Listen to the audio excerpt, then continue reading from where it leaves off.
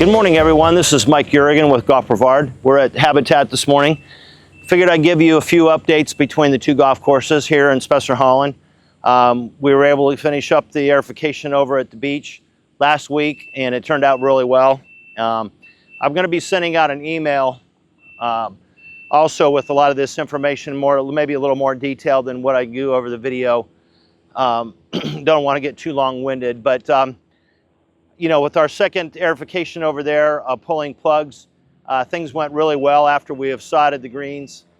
Hopefully the beeping in the background's not too bad, and the airplane's going over, you can hear me pretty well. We're on number 16 today, and we're finishing up. We've got 2 tees to level, laser level, and then we're gonna go to 17 and finish that up, and hopefully have sod here tomorrow and or Wednesday to finish up, and everything will be done. Front 9 has gone very well, and the 3 bunkers that we've done been very, I mean, I hope everybody likes them. So in my email I sent out, we're going to send out today or tomorrow, a lot of that detailed information will be there. Love to hear your feedback and what you think about the changes. Those 3 bunkers that we did, 1, 4, and 5, were a test just to kind of get a feel for what it was going to take, the effort, and then if we do this renovation down the road in 27 or 28 here at Habitat, everything will be kind of just moving in that direction over the next couple of years, hopefully.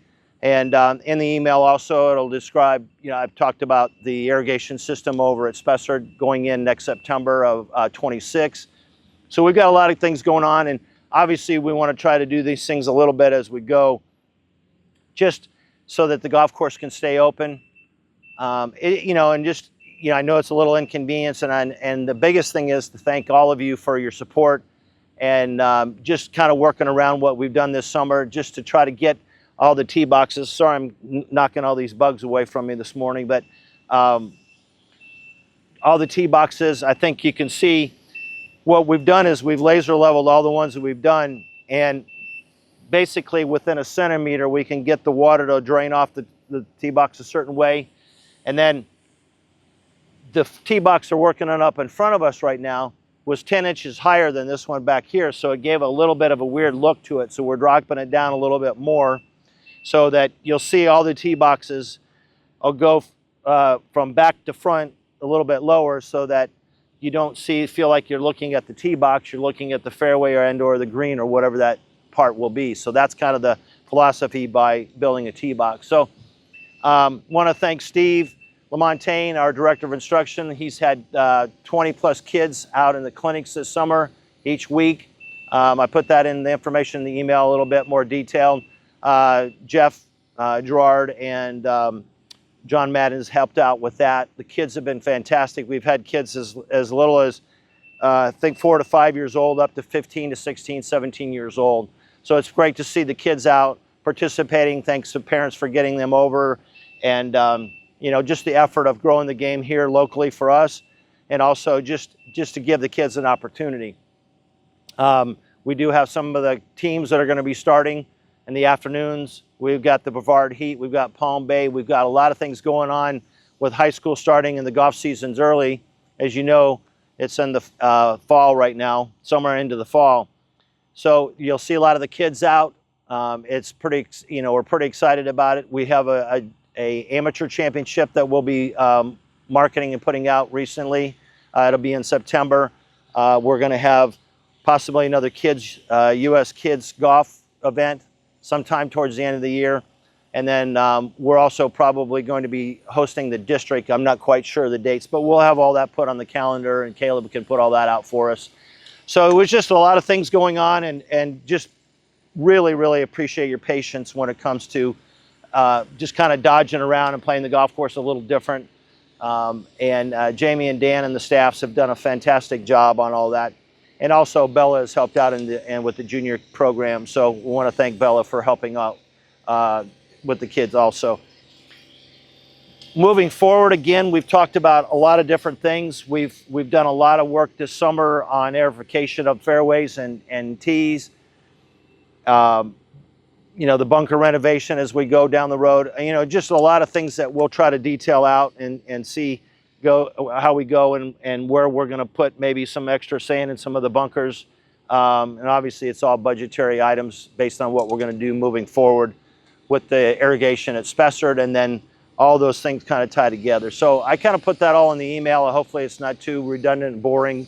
But the only other thing is that we just need to really harp on is to make sure that when you're playing with a group, that you don't walk out of the bunker up on the face of the bunker. Walk out the back side of the bunker. The new bunkers, we've had some golfers walking up the face of the bunker, and I'll put it in my email also. Lynn gives me an earful and yells at me when he's got to go in there and try to, you know, spin the bunker and level that out. So if you could just walk out the back side of the bunker as flat as it is, where you can get out safely, and it'll help the look of the golf course and all the different things. And riding in the carts around the tees and greens, please try to stay on the cart path.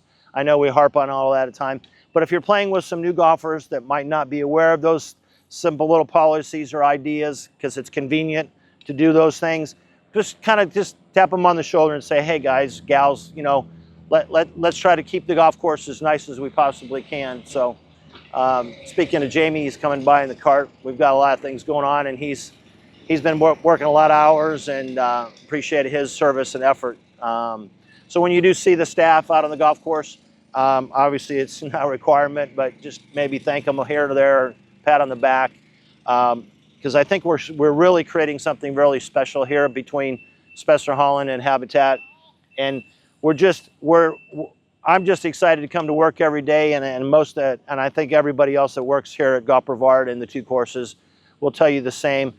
We have fun, we try to enjoy ourselves, but we want to put the effort in, you know, into making the golf courses, you know, as good as they possibly can for the future. Got a little bit of a tip today for golf, kind of segue into that. Years ago, when we all played, and we played with steel shafts and wooden heads, and the heads were smaller,